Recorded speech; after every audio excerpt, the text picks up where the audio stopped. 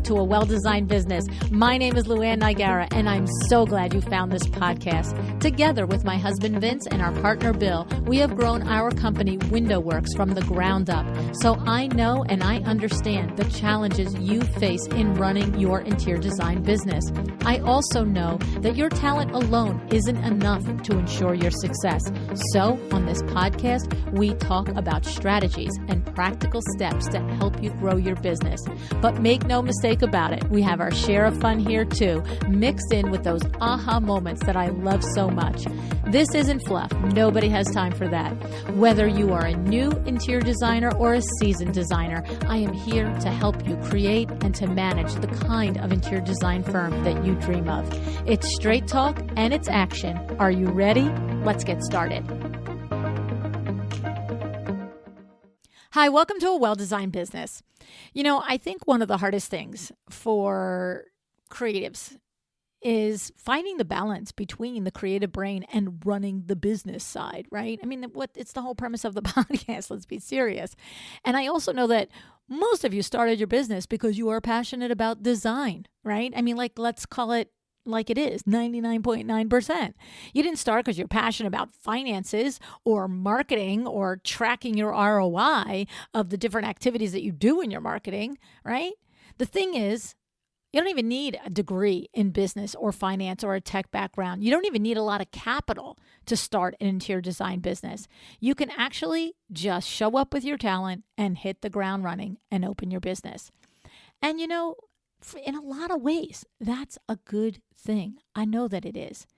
But it also makes the business end harder, right? Because you end up learning it along the way.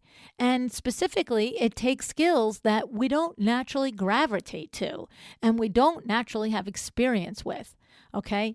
And so the thing is, you have to learn it one way or another, and most of the times it is the hard way, unfortunately. Sometimes you're smart. You go get coaching, and you work on the skills that you need to be the CEO and keep it all moving.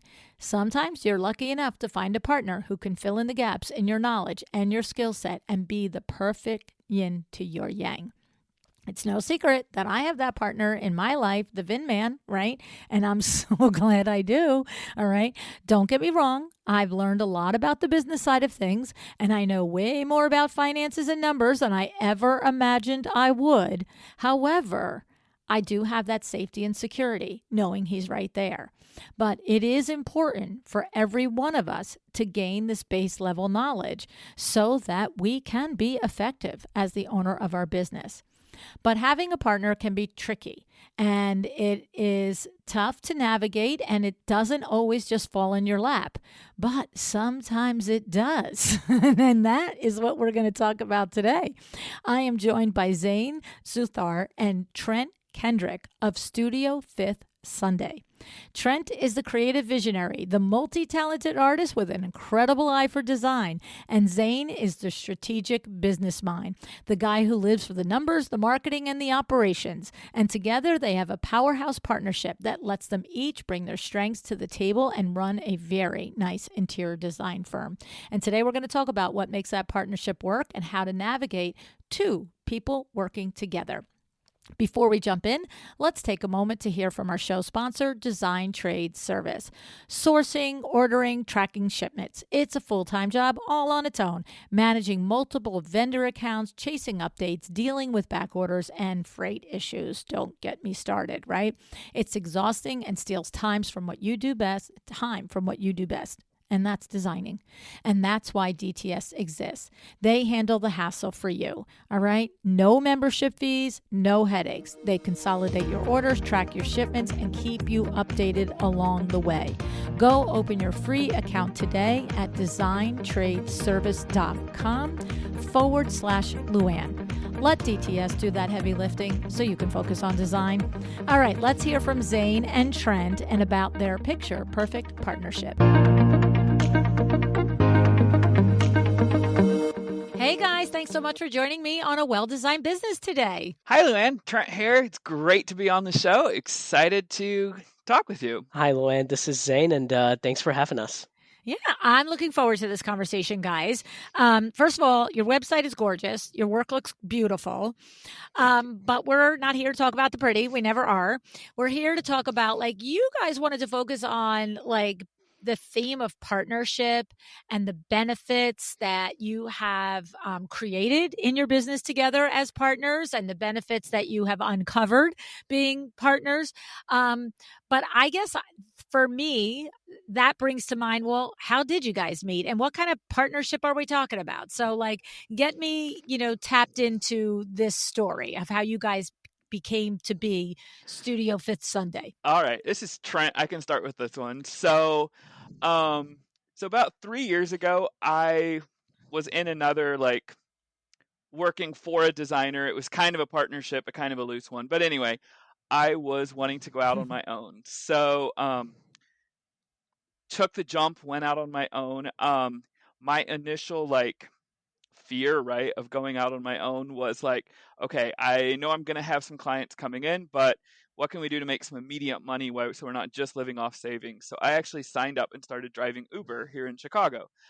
And so a little while after driving Uber, it's kind of funny because it was a Sunday afternoon. I never drove Sundays. It was kind of just my day off. And I decided to go drive one afternoon. Got a ride to the airport and was like, oh, do I want to do this? Got to the airport, dropped the passengers off, immediately got another ride request, and was like, okay, fine, I'll pick them up. Saw that it was going to the city, like downtown. I was like, I don't want to do this. But I was like, I'm just going to do it anyway. You're really into being an Uber driver, just saying. Totally. Right? At this point, I was also to the point where I was like, I don't really need to do this, but honestly, I was making my car payment. I'm just torturing myself on Sunday afternoons. Exactly. But anyway, so yeah. But I happened to pick up Zain and his wife. They're the ones who got in the car. And we just started talking as we were driving. Somehow the conversation got to like businesses and what we were doing, and I had talked about how I had just got out of my business partnership and like was doing my own thing and wanted to do it just on my own. Like I was like, I don't think I'm ever going to have a partner again because like I just don't want it. It's so much easier to working on my own. And Zain shared some very similar. Zain, go ahead and kind of say what you said. This was around the time when I was leaving my last company, and I had similar experiences where I was like, I think I can do this on my own. I don't need a partnership moving forward. And just, that's what the discussion went on. And before we left, of course, we exchanged numbers and we became friends. And as time went on, when I exited my last business, I was looking to acquire another one. And I come across this cabinet manufacturing company, and I'm telling my wife that this business is great. I love everything it does, but the one issue I'm really having is the design side, right? I mean, who's going to be there that's going to take over these responsibilities that's not my strength. And Okay. I was like, I wish I had someone like Trent who could join me on this and do something like this. And then same day he calls my wife and he's like, I'm tired of dealing with this, and this. I know Zain was doing this with his last company, and I wish I had someone like Zain who can do this for me so I don't have to do this.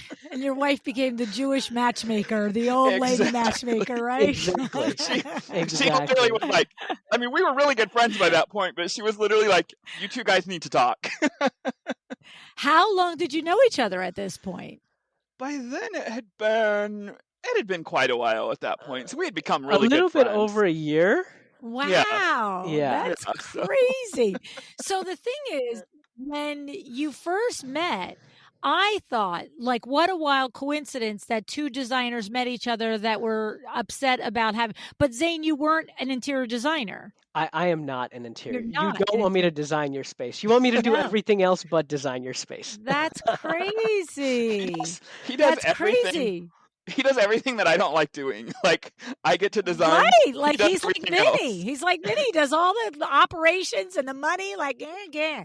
Just Yeah, let me be crazy over here and make wonderful things happen. 100%. So how long? That was 3 years ago. How long ago was that? Did you guys say? So you went out on your own about 3 years ago, and then we met about a little bit about a year and a half ago. And this partnership really started March of this year. Whoa, Yeah. March of 2025. And So we're in September of 2025 talking. yes, Yeah. and it's at Studio Fifth And Sunday. it's the honeymoon still, right? Yes, But it's but good. when we look at where we were to where we are today, that's where it really matters, right? I mean, you have two individuals bringing uh, completely Skill different sets. skills Yeah. into the business, and it takes you to a whole different level.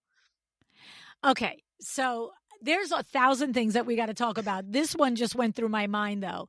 Like, I have to say, being the creative right brain visionary personality in my dynamic duo here, the Vincenz a lot of times like, that we don't need to do that.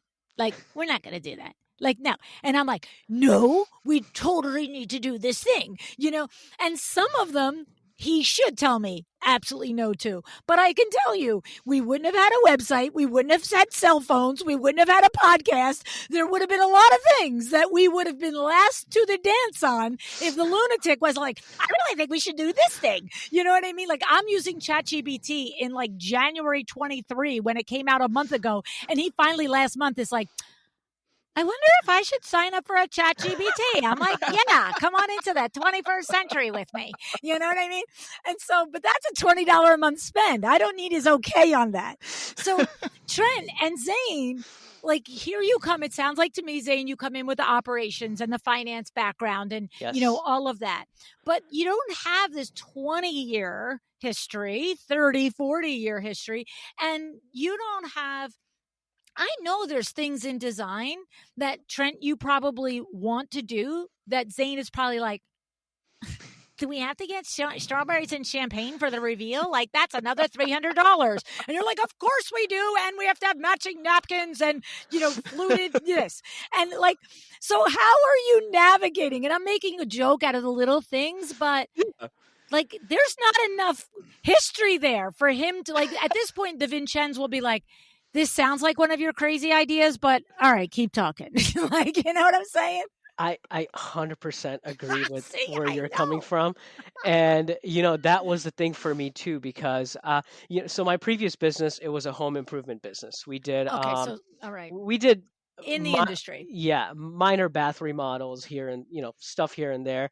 But, this is a whole nother ball game. Yeah, it's the luxury level. It's a whole different Yes. thing. Like, just pulling out a toilet and putting in a new one is not what Trent does, right? Yes, it's not what we do anymore. And, the way I look at it is, the quality of service or the quality of workmanship that we provide, Mm. right? At the end of the day, the jobs that we do, the work that we do, not only are we going to make the client happy, but that's going to be our marketing material. That's Right. going to go on in many different places. So if you're throwing all these words at me, which I probably still don't understand yet, my first question is going to be, what do you think our return on this investment is going to be? All right. Always. If you can give Don't me a you pretty hate good these idea. conversations, Trent? Like, honestly, don't be a Debbie Downer. Do you think this is worth it in the long run? Because if you do, I trust you and I believe you, and we'll make it happen. Yeah. That's Well, that's the thing, right, Trent?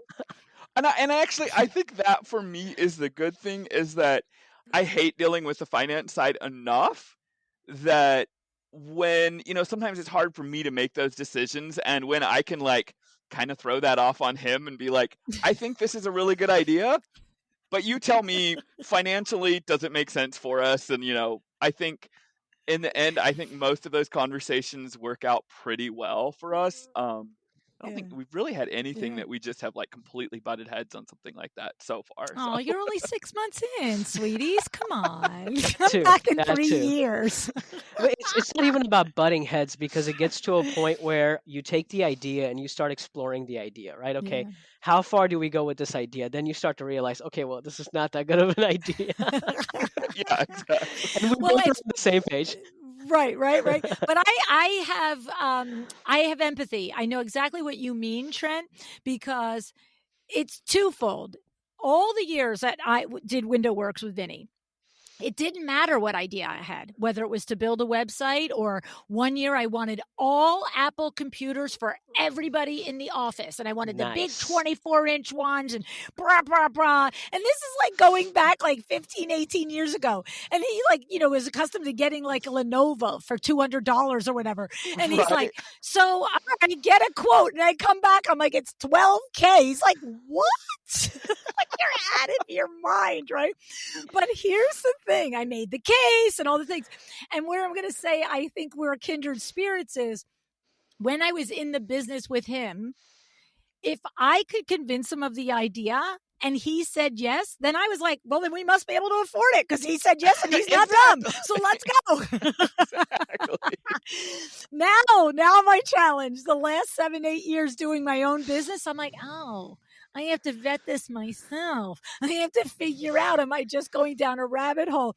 But it was funny because on my team, I've just been kind of teasing out all summer. I have a new business starting in the new year.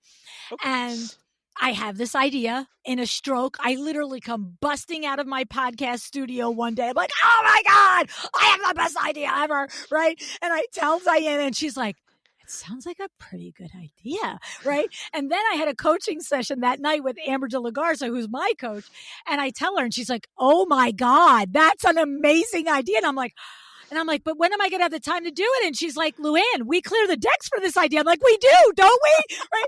So, but here was the thing. That night at dinner, I'm sitting at the bar next to Vincenz, and I'm like, I got an idea for new business. And of course, we have 3. So he's like, not sure we need that right now.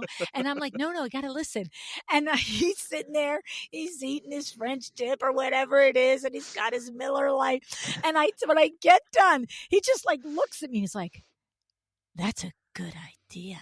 And I'm like, oh my God, this is like, the Lord coming down to Moses, and I'm like, that's it. I come in the next day. I'm like, get Nicole, get the website going. We're doing it. So there's something when somebody that you respect, their finance and their operational background, tells you it's a good idea, right, Trent? Absolutely, for sure. You could do it without them, but it's kind of fun to have their blessing. I feel like I'm getting way too much credit here. Oh, gosh. That doesn't mean you don't have to work for it, though, to make it happen. Right. Unlike you guys, you're only in this 6 months. My husband will look right at me and go, you see, that idea didn't work, and that was yours. And I'll be like, but you said okay. It's going to happen. We're only 6 months in. I know. Interesting. It's interesting. Oh, yeah. So let's talk about that. Okay, so let's talk about that, because, it's not like you have this history of 10 years of friendship. You have a year and a half, a year of friendship, which is whatever level. And now, you go into business together, which is kind of bonkers, but amazing for you guys that you obviously were following your inside voice and your gut on it, right? Yep. But, from reality, from idea to reality, right? Because I meet designers all the time that say to me, just what you said, it would be great to have somebody else that has a strength opposite of mine, and great for somebody to, like, even if it's just to, like I will say to Vin a lot, okay, poke holes in it. And then after the third, I'm like, all right, little less holes, sir, a little nicer and a little less. Like, you don't have to be mean about it, for crying out loud. I'm still a human being. But it's nice to have that bounce back and forth. And so, but tell us about, even only 6 months into it, what would you say are some of the the ahas, the insights, this is a thing that we're doing that I think this is contributing to this feeling good for both of us as a partnership. Any guide rules or rail guard? Guardrails there that I'm looking for? I No think, problem so far. That's yeah, why, I right? think Just for all know, myself, hunky yeah, dory. You know what it is? I'm sorry. It's like asking somebody who's been 6 months, "What's the success of your marriage to?" And you're like, "Oh, eh, sweetie." I no, mean, like when I think about it, Trent, go ahead. I would say for myself, from the design side, it has just been really nice to just have that person that even when even when we're talking about, billing out all the materials and everything, just having somebody that is super concerned about making sure that, we're making the right Mm, profit and, taking care of all of those that's things for nice. me. And then especially in marketing, because I think marketing and all of that is something that up until I met Zain, was pretty much just relying on my repeat and referral clients. I mean, we were good with that, but it wasn't like we were Mm, growing. And that yeah. was an area where I just often like, okay, fine, we'll throw a little money at Google Ads or whatever, and then kind of leave it and forget about it, and just I don't know what to do with it, so I'm just not doing it. And then bringing him in, he was like, okay, what is our marketing plan? Let's get this, and really being able to figure out that side of things that I was not necessarily that like. I knew like things that I knew I needed to do, but just was like, oh, we'll do that Yeah. sometime. It's like sit-ups. We know we should do them, but we don't want to, right? Exactly. Like, I don't okay. want to do them either. I know. I'm supposed to do 20 push-ups against my countertop every day, and every fifth day I'm like, "Oh, you keep forgetting to do them."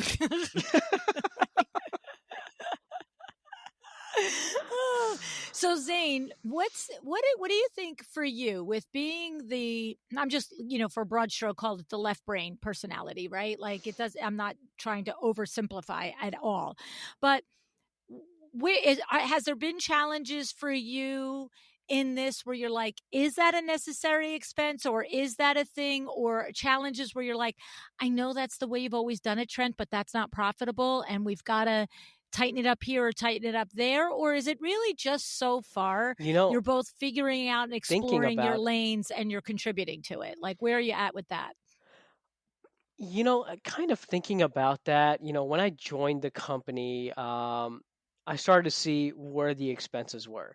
Mm. And seeing how Trent was already running the company, he was doing a pretty good job of not overspending in places where he shouldn't be. Oh, good. So that was one good thing that I was really happy about. Like, oh my God, he knows I where don't to have to spend tell him. and how to spend.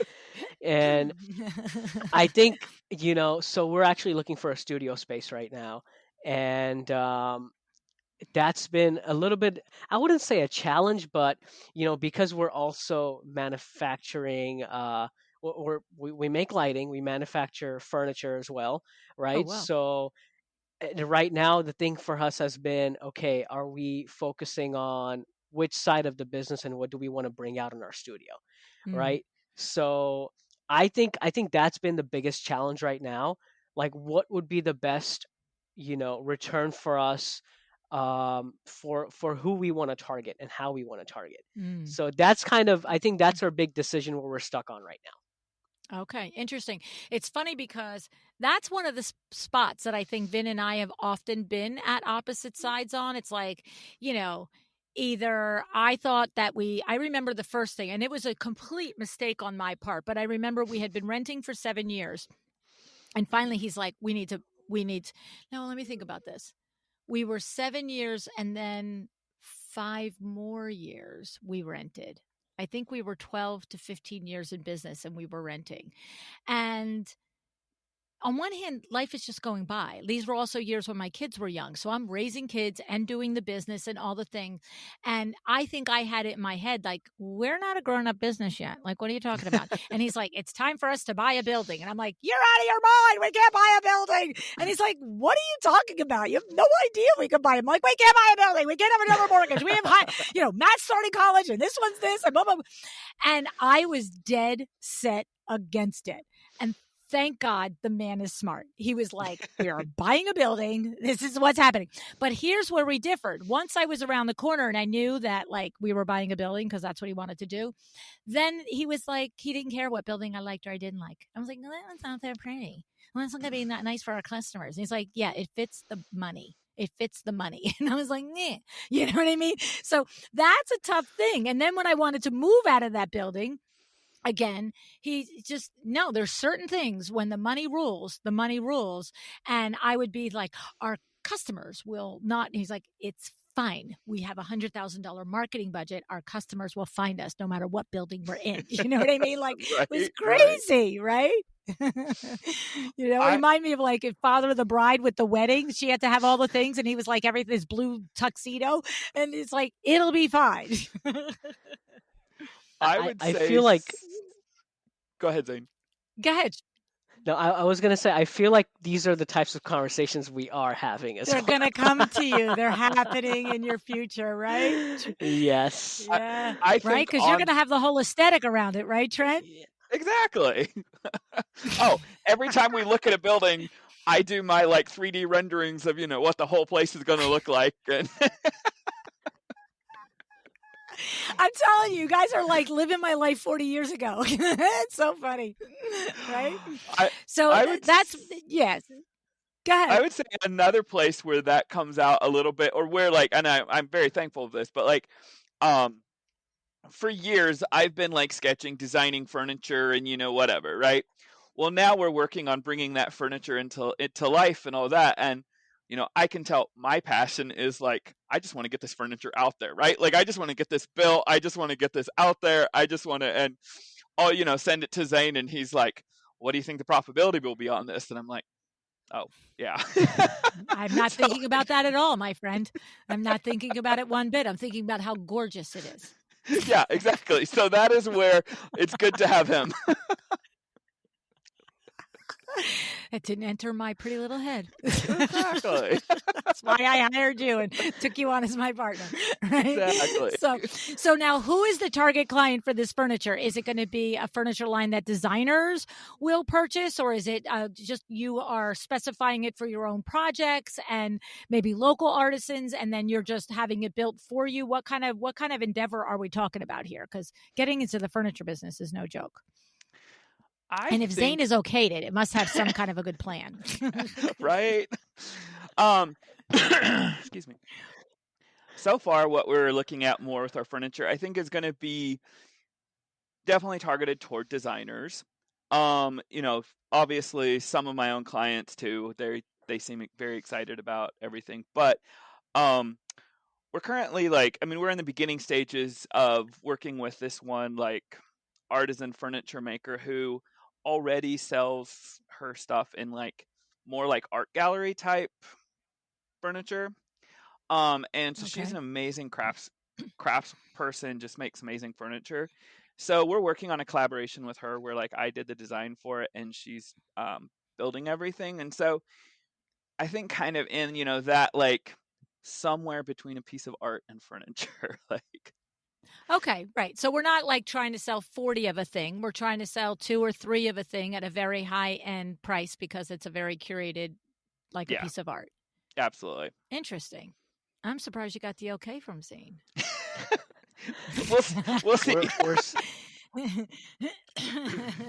I'm not going to talk much about this, but we're slowly getting there.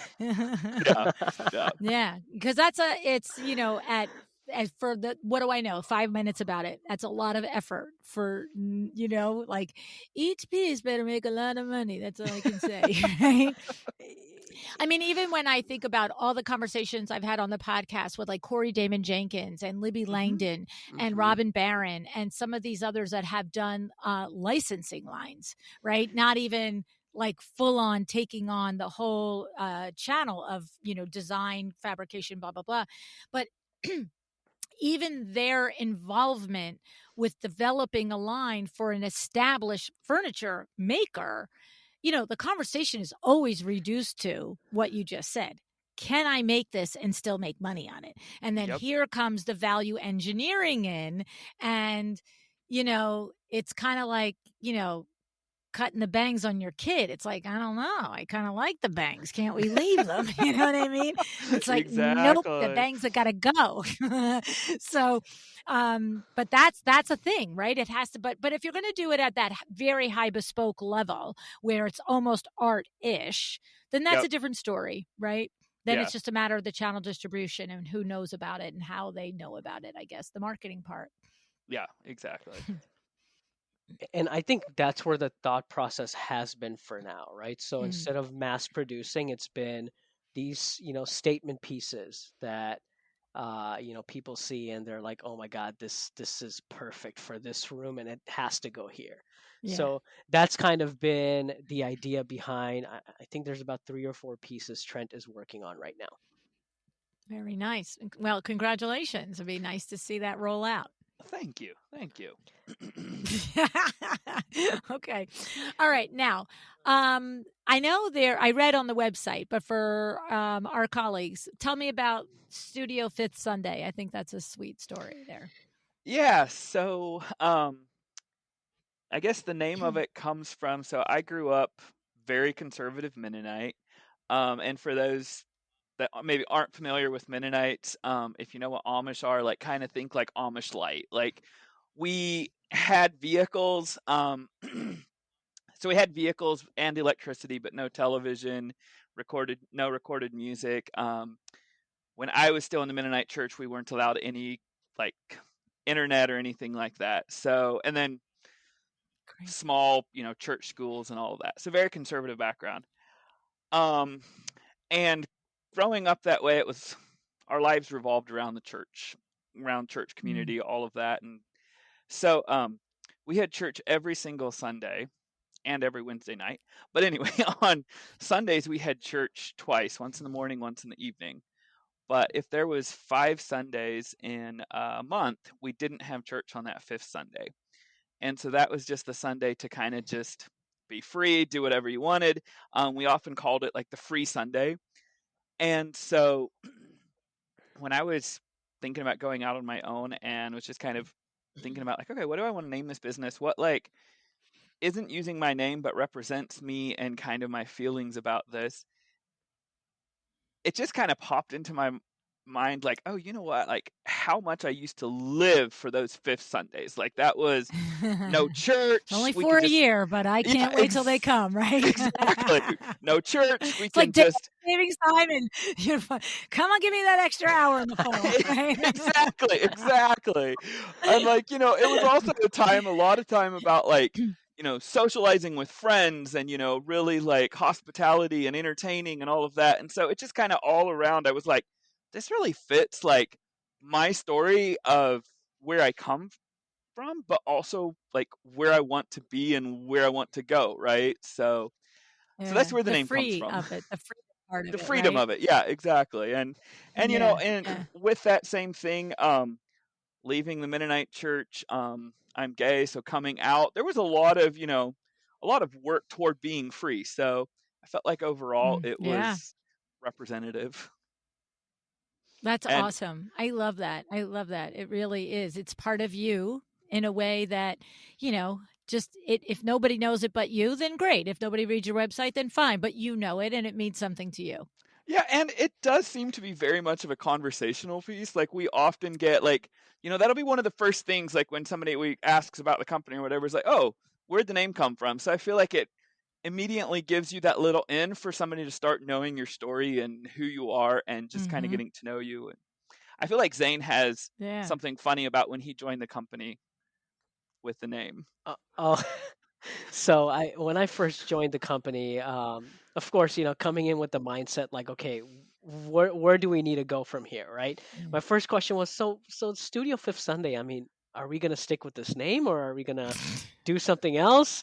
He's like, well, I mean, it just depends. Like we can talk about it. I was like, sure. I mean, so how'd you come up with the name? He told me the story. I was like, oh my God, Trent, don't ever let anyone tell you to change that name. See? Right? The storytelling in there, right? You It's understood it, right? I mean, there's, when you think about it, it's history behind it, right? Like, I mean, that That's name right. itself it just says so much about what he's been through and how he Mhm. was able to be creative, when he was able to really be creative. And it's like, man, we live that name, right? I mean, I'm proud to have such a name that really represents that. Yeah. It's like every day is the fifth Sunday now, right, Trent? Exactly. Exactly. So Yeah. It's like it's freedom every day now. Like from all the things, all the rules, whatever they were, whether they were mattered to somebody else or not, they didn't matter to you. Right? right, But it right. didn't And make I feel sense, right? It didn't apply. It's like, I'm a good guy. What's going on here? Right? yeah, yep. Yeah.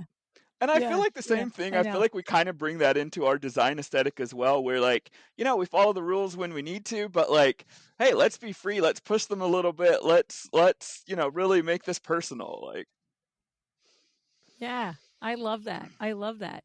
So when we think about you guys now, you are an actual financial partner, right? You're not just like the COO that, Trent is relying on. You actually restructured your business legally to be partners. Is that the case, guys? Yes. yeah, Okay. That's pretty crazy. That's pretty scary stuff right there. That in itself, right? Because even for me, yes, we'd been friends for a while, but we never really worked together. Right. And also, I can be very strict about how things have to be done. And, designer those are boss. some of the first things I talked to Trent about. I was Yeah. like, look, man, you have to be ready for this side of me as well, with, Yeah. the side that you already know. And luckily, the transparency from the start has also helped us, grow as Mm. as the time has gone. So And it's your been good. wife, Zane, must have thought that it was a good idea if, when she heard each of you say it, she encouraged you to talk to each other, right? Is that the case?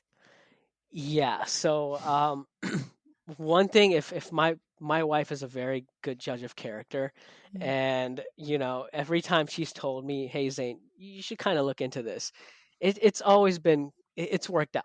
Good. That's good. So That's when good. she pushed the idea, I was like, and this was also around the time when not only I was looking to acquire a company, but I was also applying for jobs, Okay. and I was about to get an offer, which was very sweet.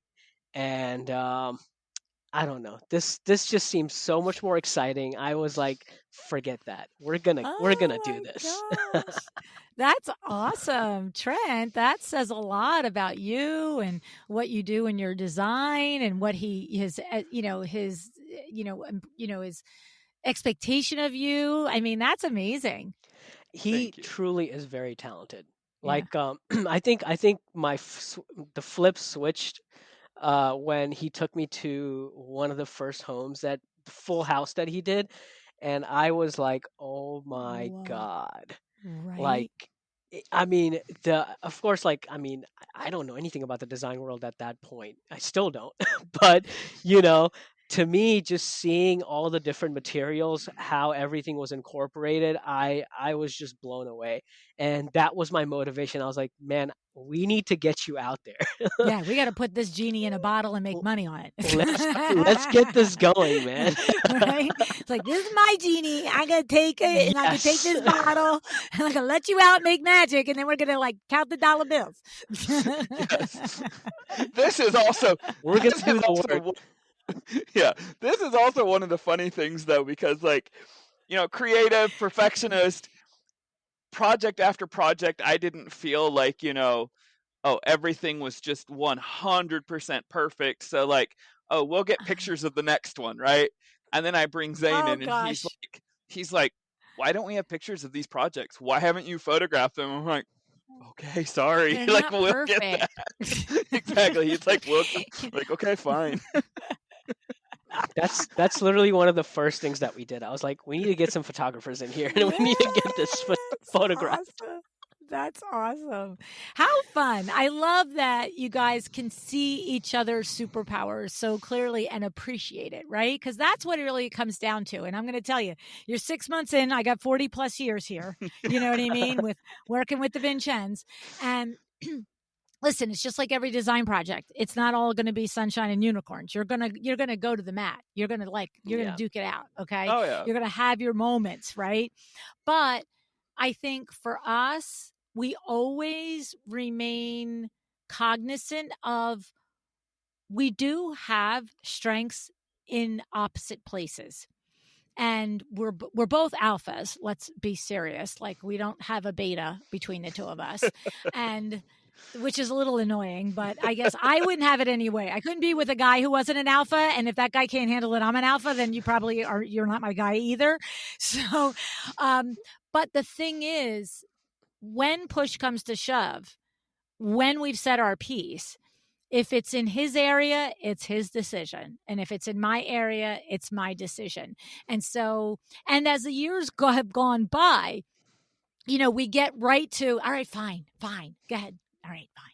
You know what I mean? We get there much faster because you can see the whole thing. Oh, I'm going to go around in a circle. I'm going to try and convince him 16,000 ways from Sunday. And he's still going to say no. All right, fine. He just hit me with that last week. He's like, we were talking about something and he gave up and he just stopped talking. And I knew exactly what he did. He just stopped. I'm like, fine, but we just stopped. And the next day he's like, I didn't agree with you. I just decided to stop talking. I'm like, no crap. Like I do every third day. Stop. I'm aware of our dynamic, my friend. I love it. So, and I will tell you, we used to call it warfare skills. We developed rules for warfare, right? Like there's certain places you can't go, certain things you can't touch, certain things that you have to abide by. Otherwise, it is the Wild West and feelings get hurt and things drag and they, you know what I mean? So, and I think, with you guys, with when you're personal partners and business partners, like, how long am I going to let an argument go? Like, at some point, I'm like, I'm going to have dinner with you. You know what I mean? But when you're not, it's like, you can manage not to be at the office for 2 weeks in a row at the same time. You can. You're like, all right, he's in on Tuesday. I'm going out on Wednesday. You know what I'm saying? So just develop your warfare skills is all I'm saying. Your negotiation points where you'll hit your markers and pull back. Yeah.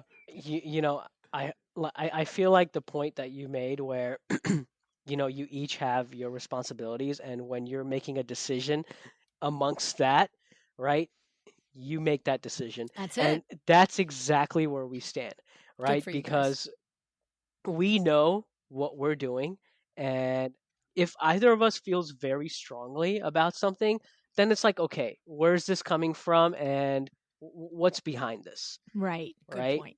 Yep.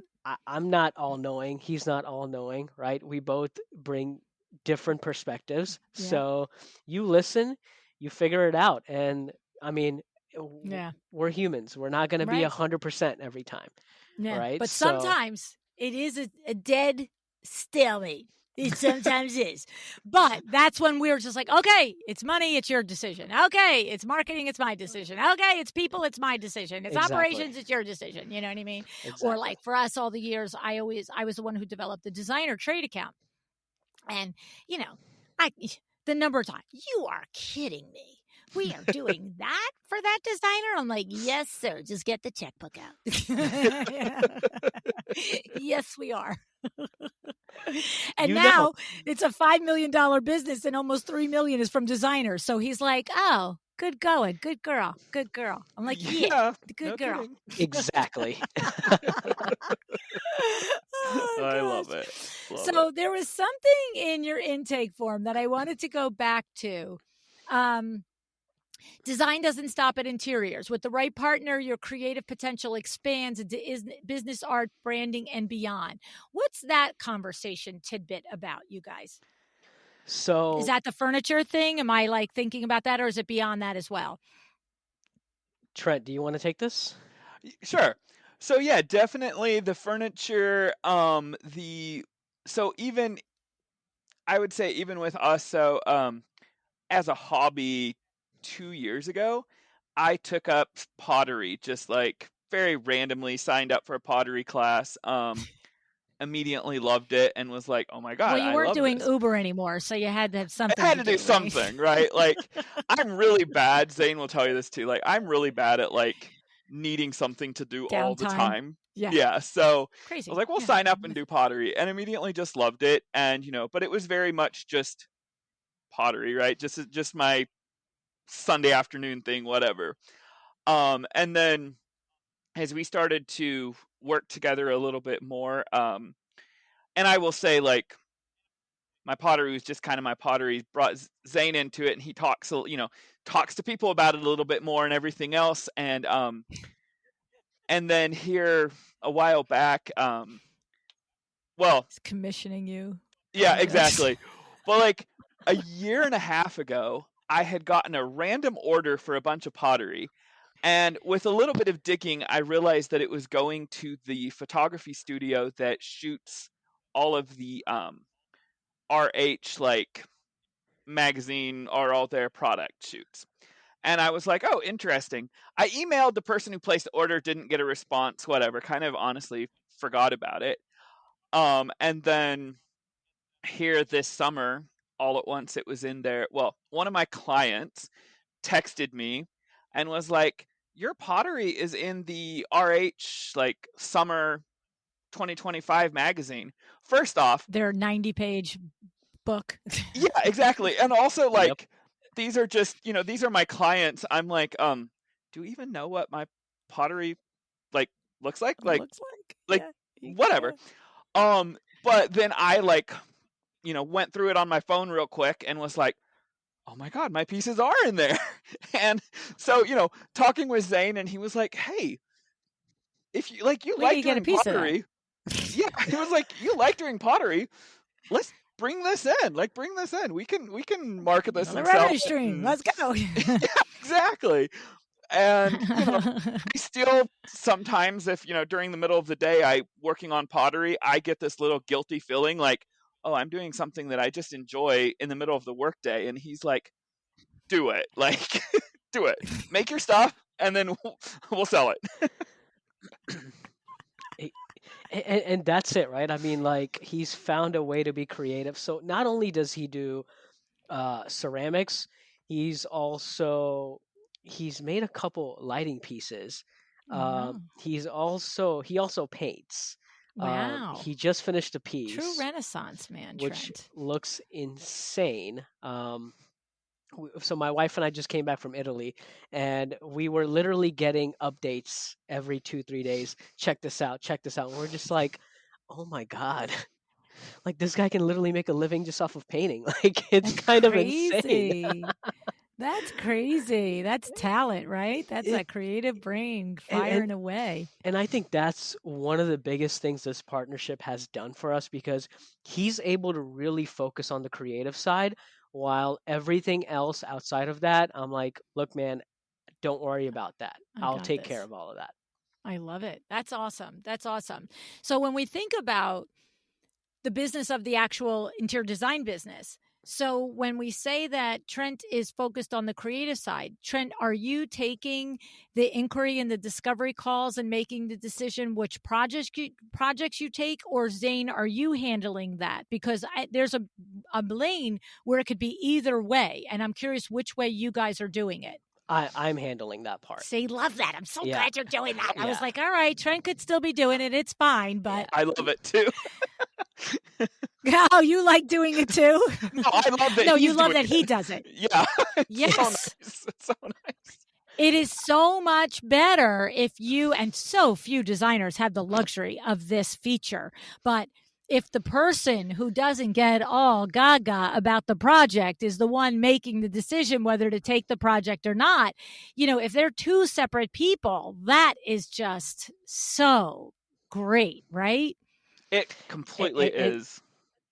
And I don't even think that was like an argument for us. Like, when I first joined, I asked him the process of how he's doing things. Yeah. And it was, that discovery part of, are you going to work with this client or not? And I was like, oh, that's perfect. I can do that. I'm in sales. I could do that, right? That's your lane, right? Like, you're that guy. Exactly. Yeah. The other thing, it's better, Trent, right? Because you're not attached to it, right? 100%. I'm not attached to it. If it feels like something we should go past, fine.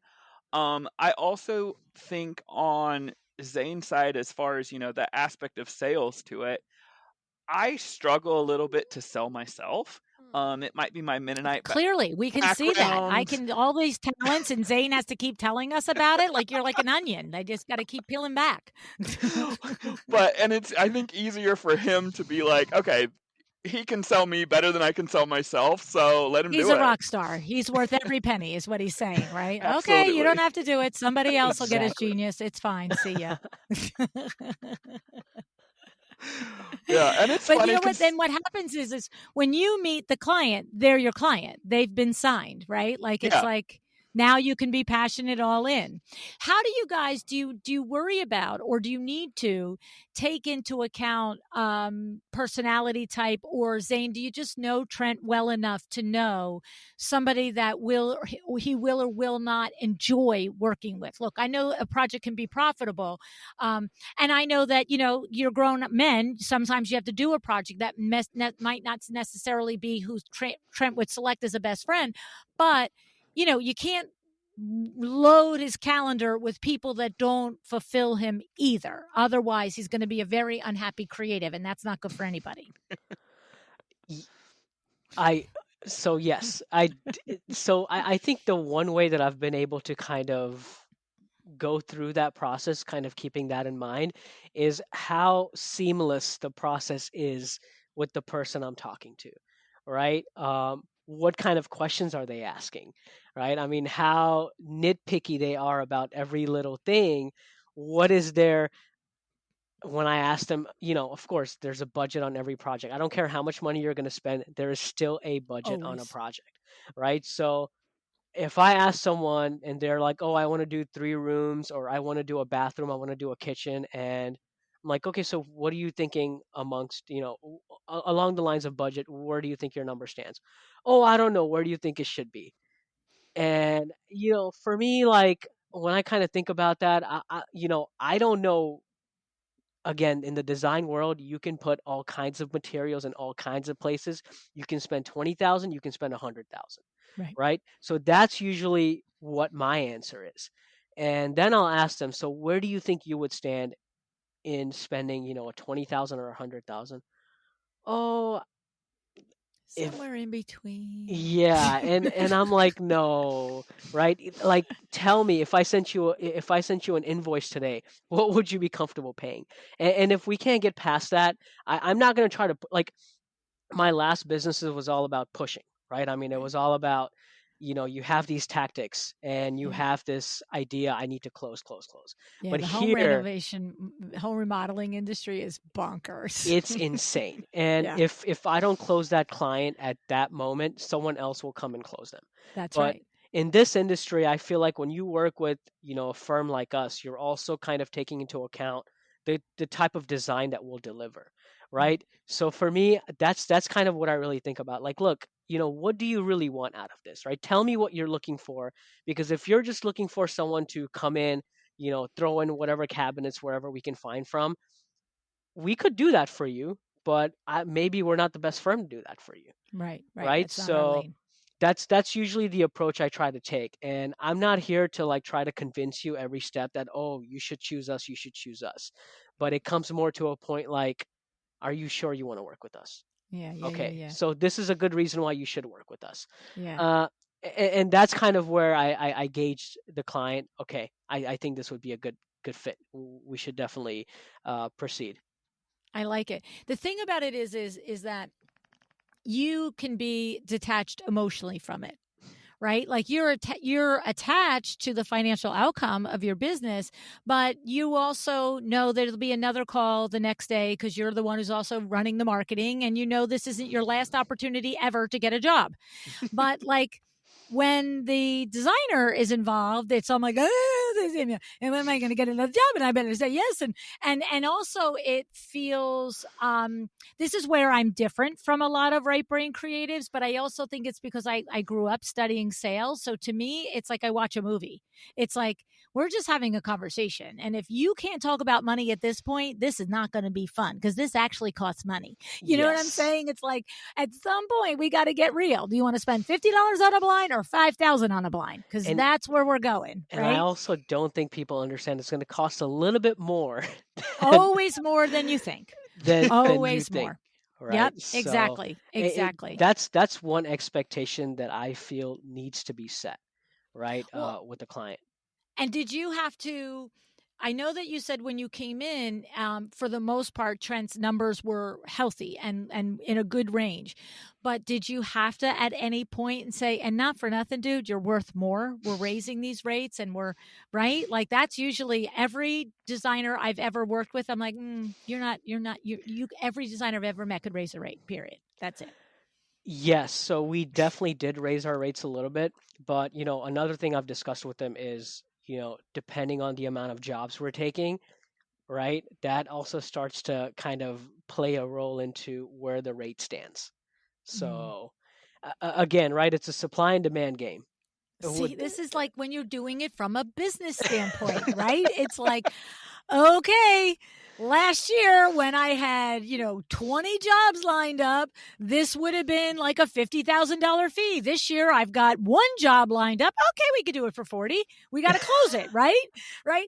But we know what our minimum cost to be open on that fee is, Yeah. right? So we're not, here's the thing for me. I don't think I've had this conversation 2 times in 10 years, by the way, where we talk about the fact that it can be fluid based on the market and, you don't have to stand to your guns.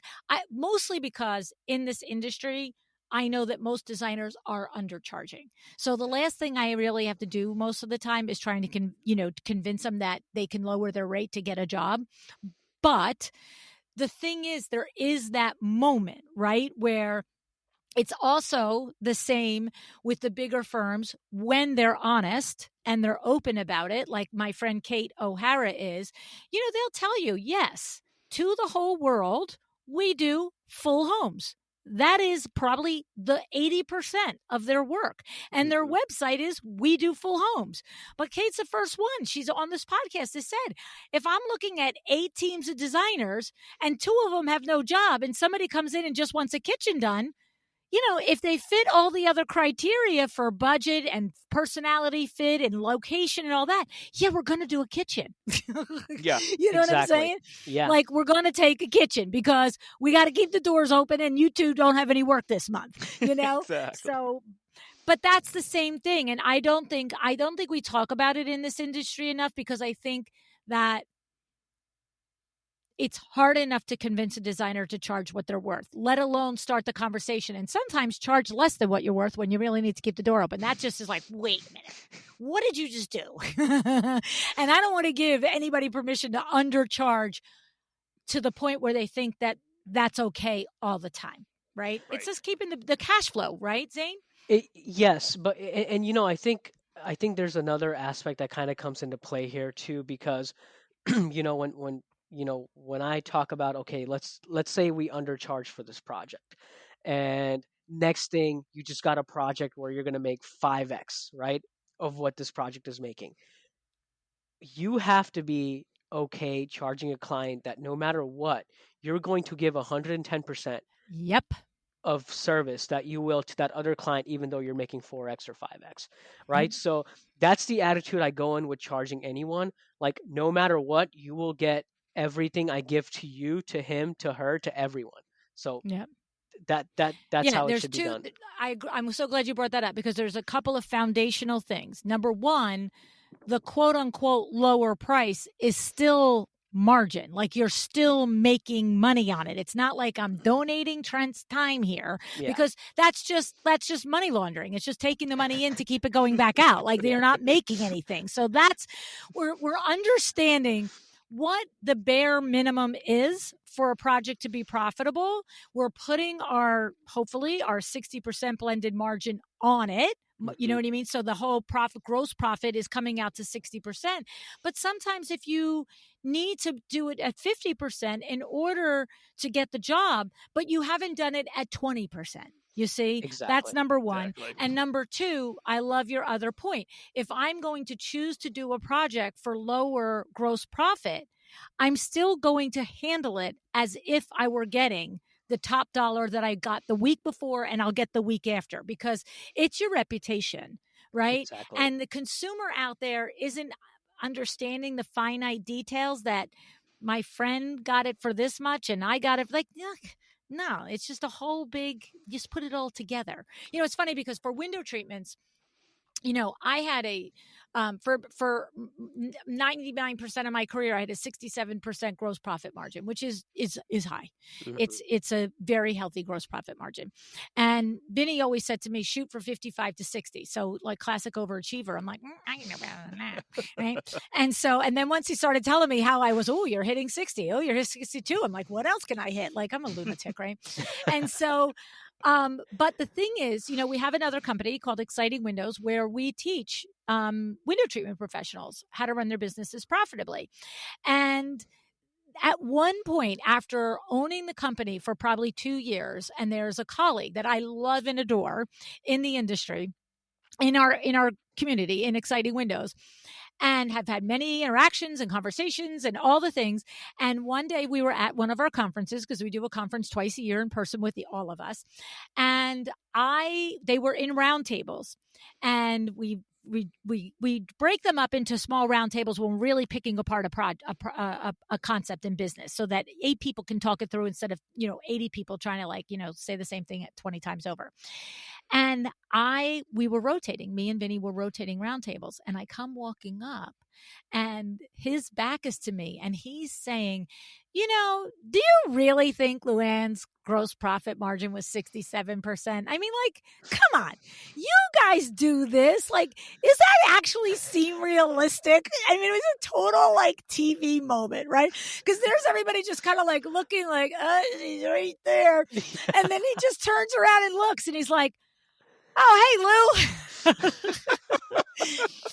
And I just looked at him and I said, my friend, do you think I'm lying to you? Like this is like, you're my people. Like, I don't lie anybody. I mean, you don't want the truth, don't be around, right? But I was like, do you really think I'm lying to you? And that was when I understood, because what he said, he goes, I just don't understand it. He said, like, take Hunter Douglas blinds. Like, how are you really charging 67%, gross profit margin on a product that can be shopped, size, width, name, number? And I was like, oh, Mark, gross profit margin blended gross profit margin. So you're right. No, I am literally probably selling it at 50 to 55, where many people in this room are selling it at 45 to 50, and I'm going to kick you over the head over it. I said, but when I get into motorization, I get into draperies, I get into anything that's custom, now I'm at 85 and 90%. And that's where the 67 comes in. And he was like, oh. So to me, not only is that the case on an interior design project, right? Your bespoke, custom piece of furniture might have a 200% profit margin on it, but the thing from somebody else that everybody and their brother can get might have a 50% profit margin on it, right? And so the same thing, your individual project is going for a 60% blended, but also, to Zain's point, your whole year, the whole mix of all of your projects. This one project might be at 50, this one might be at 80, this one might be at 65, but we are managing our pipeline and our cash flow intelligently, and not just saying, that's a red flag. No, right? Like, don't take that client, you know what I mean? Like, right? It's like, you got to run the business part of it too.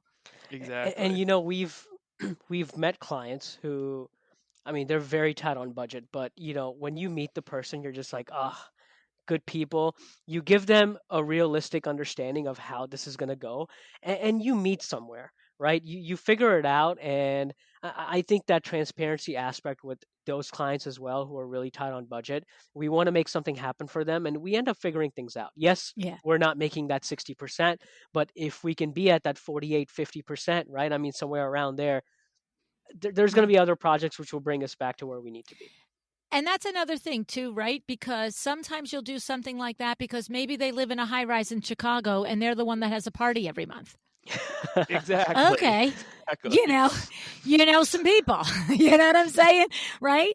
It's like, Yep. or it's slower in the pipeline that particular period of time. And it's, but that's a nuance that we haven't talked a lot about on the podcast. And like I said, I shy away from it only because I think that's all I need to do is show up at High Point and somebody's like, I heard on the podcast that you said that we should price projects lower than what we're worth. And I'll just like lose my, you know what? So I'm like, no, this is like telephone tag, right? It's like the telephone game. I say one thing. So I stick on my message, make money, make more of it.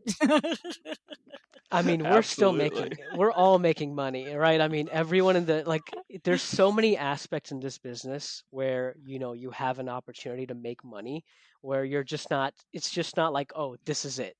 Right. That's right. It's a combination. It's a whole process. And that's the way I look at it. Yeah. Yeah. I love it. So, it's funny that you brought go ahead, Trent.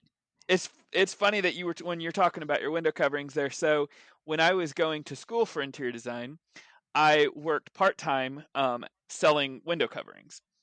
And in the whole company, I had the second lowest closing ratio. So not good. But I had the highest margins, which put me that I was because you were the add-ons and the fringe and the tassels and the silks. Yeah, so I was the second in overall sales, and the regional manager would always be like, you need to get your closing ratio up. You need to get your closing ratio up. No, you don't, sir. I was like, I'm making really good money, and I have to work with a third as many people as the rest of you guys are working with, so I'm happy. Vinny would have put your picture up as the poster child. I swear to God. He'd be like, this is how you do it. Make more money on fewer people. Do better work, higher end work, make people happier. It's like, because window treatments can be really reduced to a commodity. And that's what we teach our colleagues in Exciting Windows. It's like, the Hunter Douglas Silhouette 48 by 62 in Original A151 is the exact same for every one of us. So, if you're just not racing to the bottom, you've got to up-level what you're offering, right? Exactly. Yeah. Good for you. And what's funny is something like that. That's where, as soon as you said that, I could hear Vinny. Vinny would look at like an EW member and he'd be like, this one salesperson here, just ignore the fact that their close ratio is lower because this person is making you some coin. Right? Your installer is going out once a week for him, not 15 times a week, like all the way around. You are winning on this, That's a dream. That's great. I love that. Was it a company in Chicago that you worked for? Yes, I worked for Eddie Z's Blinds and Drapery. Oh, I've heard of them. Are they gone now? Yeah, they got bought out gone? by was it One JC Day Licht? Blinds. They got bought out, I think, by One Day Blinds. One Day. One Day? Okay. Yeah, okay. Yeah, we have quite a few EW members in Chicagoland area. Okay. Good company. I'm sure some of them have connections through Eddie Z's, so. Yeah. No, I know the name. As a matter of fact, I think one of the guys that was a sales manager for one of the companies that is in EW, I think he was originally at Eddie Z's back in the day. He was the sales manager at Eddie Z's. Yeah.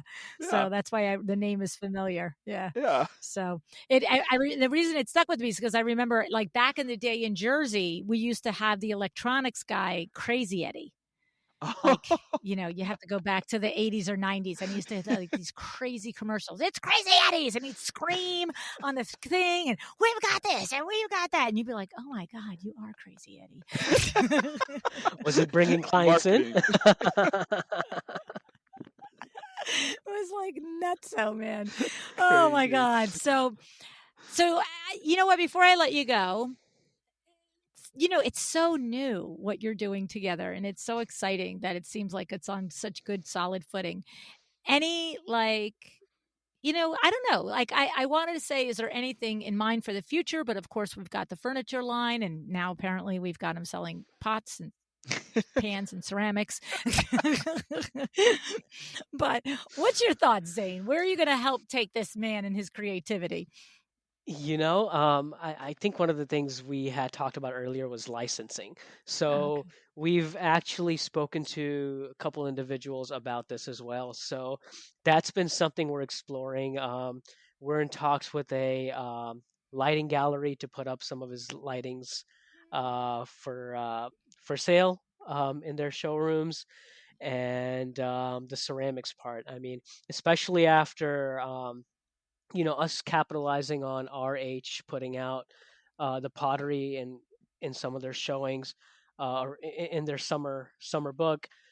Basically, that helped us sell out Nice. even more of what we already had. So that's been another aspect of the business that we're kind of figuring out how to capitalize on. So I think all of a sudden we've just had so much come together. Where now, we're kind of slowing it down and taking things slower and seeing what benefits us the most right now, Yeah. and where do his skills, especially, um, I guess, where are they put in, and where do they do the best job, Best right? utilized. So It's like you yeah, have this thoroughbred, right? i- Like it's like you have this amazing racehorse, and you're just like, what are the right races to enter him into, and which ones do we need him to rest and sit out, right? I mean, he's winning a lot of them, so I don't even know what to do, to be honest. And Trent, you're just like, I just get to run every day. I just get to run the track. Like somebody hires the trainer, somebody makes sure there's hay in the barn, right? I feel very, very blessed to be able to, like, really truly do what I want to do, every day, and have Zane for the most part handle all the financials and the marketing and scheduling and all that stuff that, like, takes me away from really doing what I Yeah. enjoy doing and I'm good at. So Yeah. yeah, Yeah. Well, I have to say, you know what? Congratulations to the two of you thank you. finding each other, for leaning into that little voice that was like, huh, maybe that Uber ride could have been something more. You know what I mean? To your wife, Zane, for seeing each of your superpowers and understanding that you could be a good team. And, I have to say, I think you both, obviously, it, you've been saying it, but you have the best of both worlds, each of you. It's so wonderful to be a creative and feel like somebody really securely is helping you make the most of what you have, but then to be the money guy and the operations guy and have that thoroughbred that you're just like, here you go.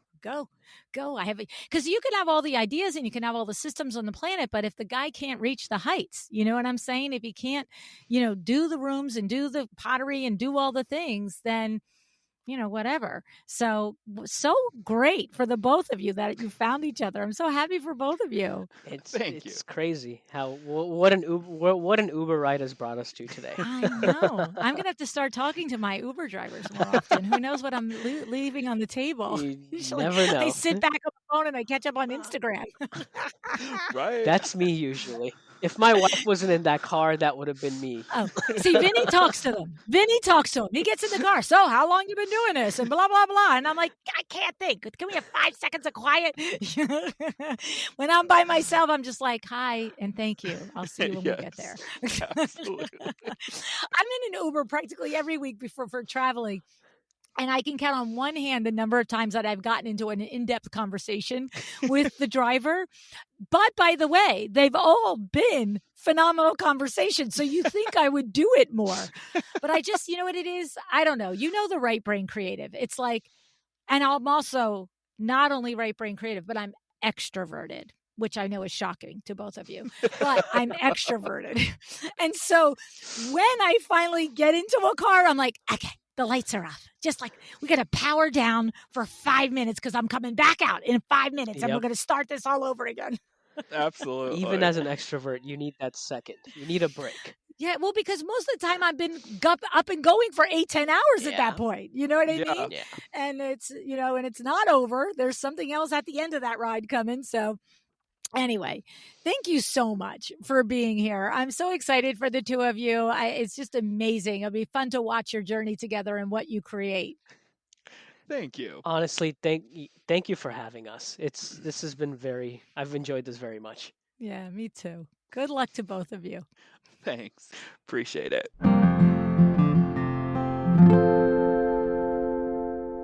I mean, can you hear how special what Zain and Trent have? Right? It's so clear, the respect that they have for each other. And I love that. It was fun to talk with them because of this. And then origin story, I mean, come on, getting picked up in an Uber. And this is one for the books, right? And the thing that, was interesting to me is that neither was looking for a partnership. And in fact, they had both kind of decided, I'm going solo from here on out. But they saw something in each other. And that's the thing. How often in business do we actually take the time to evaluate and to see when someone else complements our skills, our vision, our blind spots, right? Not just whether they're talented or nice or fun to work with, or if we think we could get along with them, or they feel like they seem like us. That's the thing. It's looking for someone who brings to the table what we don't bring. That's hard to look for. It's hard to find, and it's hard to recognize. I think, especially in the beginning of your business, that's the magic sauce there. All right. But that's what these guys saw. And that's what they have. And I think that's what makes their conversation for us so valuable. Like I said, you can hear the respect they have for each other. You can see how they've carved out their lanes in the business. And if you've ever been in a partnership, you know this is no small feat, okay? But they've done more than just divide and conquer. They've built something where they have creative freedom and financial clarity and enough space for each to breathe and enough space for each to talk. You can hear that Trent can say, this is a great idea, I want to do it. And Zain will be like, I think it is too, but let's prove it. You know what I'm saying? It's a rare thing, but it's a powerful thing when you have a partnership like that. It brings to mind my conversation with Katie Pluer, who works alongside Natasha Jones at Natasha Jones Interiors. They are a very yin and yang also. Katie talked about, joining Natasha's firm and coming in as a business owner and showing up fully, owning her strengths, listening without ego. It's a different setup, but it's the same lesson, all right? When you have someone who has a superpower and you allow them to run in that lane and to lead with intention in that lane and respect them, that's when the magic can happen, right? So if that's a lesson that resonated with you, whether you're running solo, considering a partnership, or looking to strengthen something that you've already got, this is the kind of work that we do in Luann University. In fact, in our leadership track, we've got courses specifically designed to help you develop the skills to lead with clarity, whether you're leading a team, leading yourself, or learning how to share leadership with a business partner. Because yes, running a business takes strategy and systems, but it also takes self-awareness, communication, and emotional intelligence, especially when you're trying to make the most of two opposite superpowers. So here's your takeaway today. Whether you are a solo firm, you are partnered up, don't just build the business, build yourself as the leader. You are the engine that drives it all. And when you grow your leadership muscles intentionally, everything else will get stronger too. Okay, that's what these guys are doing. Trent is building his leadership in the creativity lane, and Zain is building his leadership in the finance and the operations lane, right? And that's going to benefit them. So if you want to look a little deeper, have some other conversations about this, and, go to the episode 977 with Katie. We'll link it in the show notes. And if you are interested in investing in yourself and becoming the leader your business needs, head over to luannuniversity.com and check out the courses in our leadership track. All right. Trent, Zain, thank you tons for being here today. You guys are really awesome. I truly enjoyed meeting you both. I love what you've done, and I'm dead serious. It'll be fun to see where you guys are in 5 or 8 or 10 years from now. I'm sure you will be doing amazing things. And thank you for showing up today. I appreciate you. Decide to be excellent.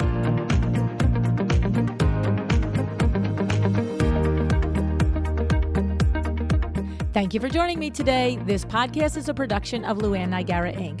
If you want to know more about me, my books, or Luann University, go to luannnigara.com. And if you are interested in having WindowWorks help you with your next window treatment or awning project in the New York, New Jersey metro area, go to windowworksnj.com to learn more. Have an excellent day.